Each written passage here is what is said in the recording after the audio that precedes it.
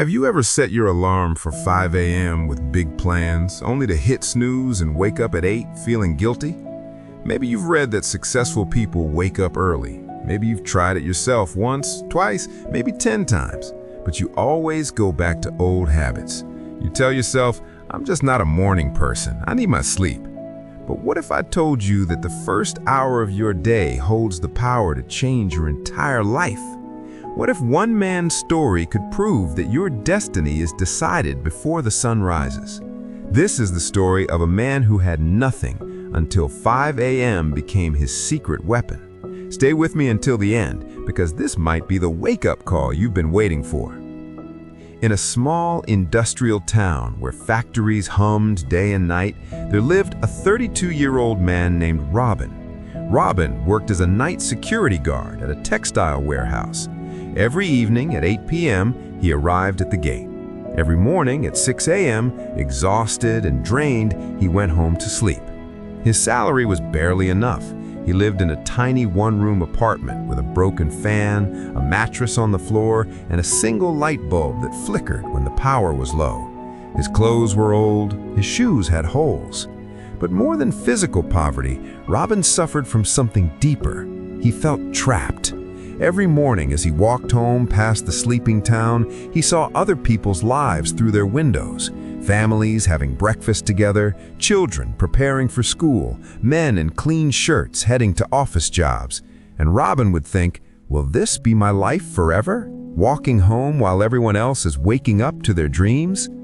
He had tried to change. He applied for better jobs, but with only a high school education, every door closed.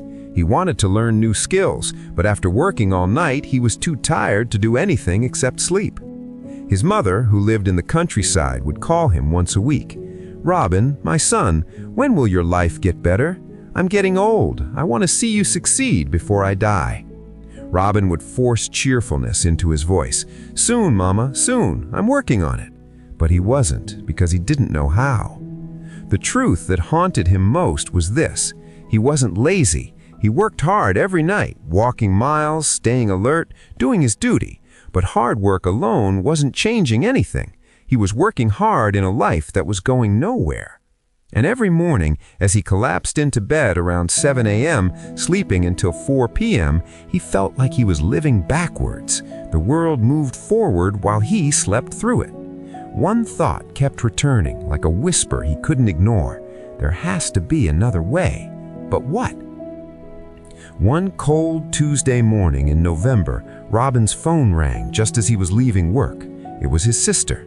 "Robin, you need to come home. Mama collapsed. She's in the hospital." His heart stopped. He took the first bus to his village, a 3-hour journey that felt like forever. When he arrived at the small rural clinic, his mother was in bed, weak but conscious. The doctor said she had fainted from exhaustion and stress. She needed rest, better food, and medicine they couldn't afford. His mother held his hand, her voice barely a whisper. "Robin, my son, I don't have much time left. Please, my son, don't waste your life like I wasted mine. Find a way. Promise me." Robin sat beside her bed long after she fell asleep. He looked at her wrinkled hands, hands that had worked in fields for decades, just like he worked through nights, both of them struggling but going nowhere. Something inside him cracked, not with sadness, with rage at his own helplessness. He stepped outside the clinic into the pre-dawn darkness. It was 5 a.m. The village was still asleep, but a few farmers were already walking to their fields. Birds were beginning to sing. The air was cool and fresh. And in that moment, standing in the quiet dawn, Robin made a decision. "No more," he whispered. "I won't live like this anymore. I don't care what it takes. I will find a way." On the bus ride back to town, he noticed something. Sitting across from him was a man in his 50s, well-dressed, reading a book, peaceful.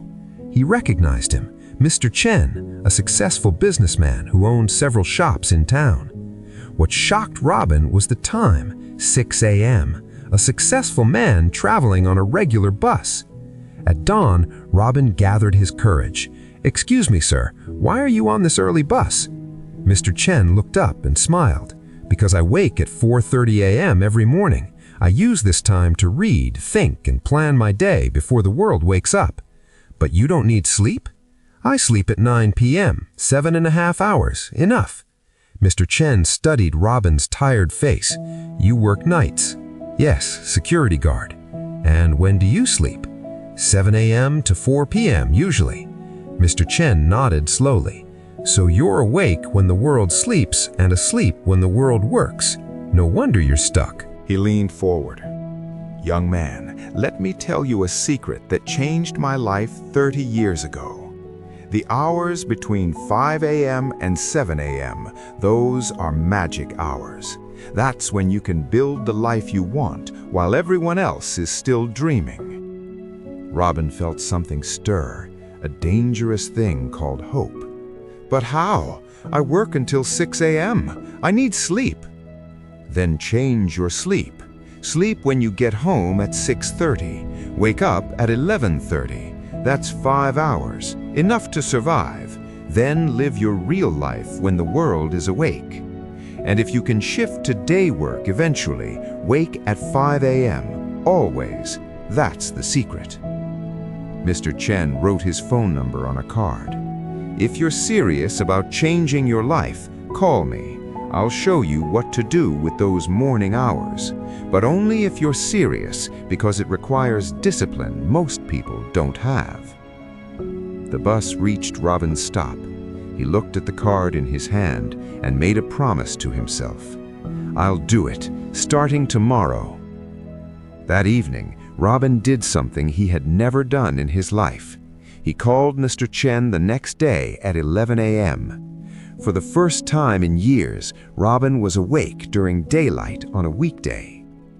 He met Mr. Chen at a small cafe. Mr. Chen looked at him with approval. You actually changed your sleep schedule. Good. Most people talk, you acted. Now I'll teach you what to do with your mornings.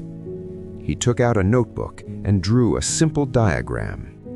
Robin, imagine your life is a house. Right now, your house is dark, cold, and falling apart. Why? Because you never work on the foundation. You're too busy surviving. He drew a simple house.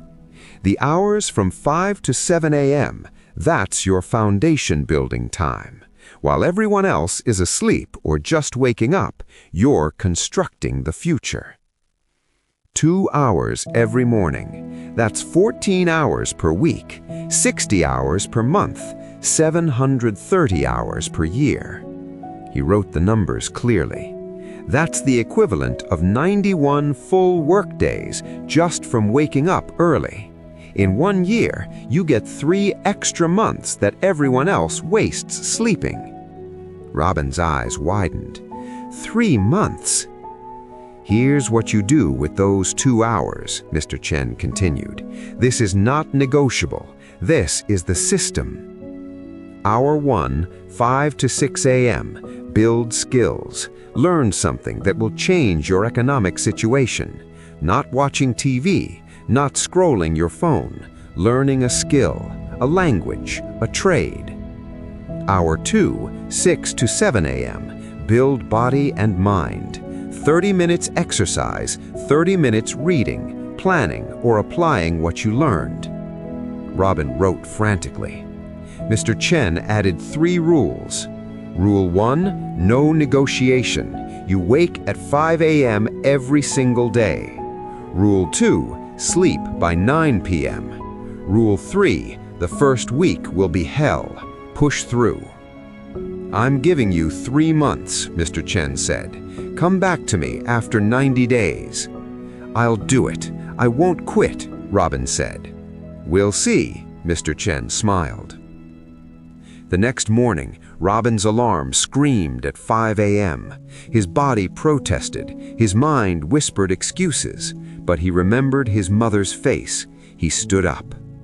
The first week was agony, but he didn't stop. By day 20, Robin woke before the alarm. By month 2, he was learning fast. By month 3, he applied what he learned. On day 87, his supervisor called him in.